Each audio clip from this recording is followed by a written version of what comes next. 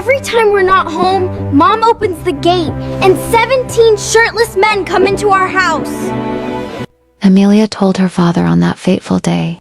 Philip, Amelia's father, was stunned to hear this. He looked at his 13-year-old daughter, scrutinizing her face for any sign of joking. But Amelia's eyes were wide and filled with a strange fear. Amelia, what the hell are you saying? Are you sure about what you're saying? Philip asked, his voice trembling with both confusion and anger. Yes, Dad, I'm absolutely sure about what I'm saying. I caught Mom that day, and I've been watching her ever since. Every time Mom and Dad are away, Mom opens the gate, and 17 tall men, shirtless, they only wear shorts, walk into the house. Amelia whispered, leaning closer to her father as if the wall had ears. Jane, Amelia's mother, was a full-time housewife. She didn't have an office to go to or a business to run.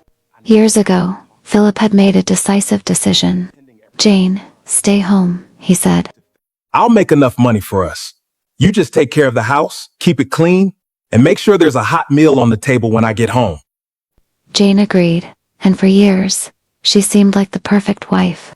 She was always there, smiling, with an apron in hand. But according to Amelia, that smile was just a mask. Trouble began one Tuesday morning. Amelia had dressed for school and left home as usual. However, halfway to the bus stop, she realized she had left her homework note on the dining table. She ran home, breathless. As she approached the front gate, she stopped abruptly. A large black van was parked nearby. The little girl watched from behind a large tree as her mother opened the front door, a radiant smile on her face. One by one, big, strong, muscular men entered the house. 1, 2, 3, Amelia counted silently. When the door closed, she had counted 17 men. Are they here to paint the house? She wondered, looking at the walls.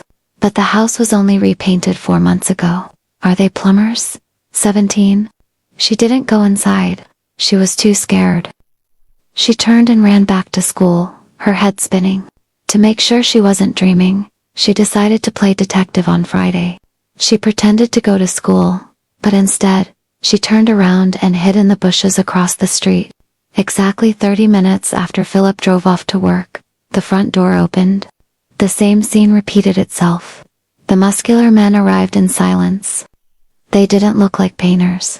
They weren't carrying any tools. They walked away with determination, and Jane greeted them like old friends.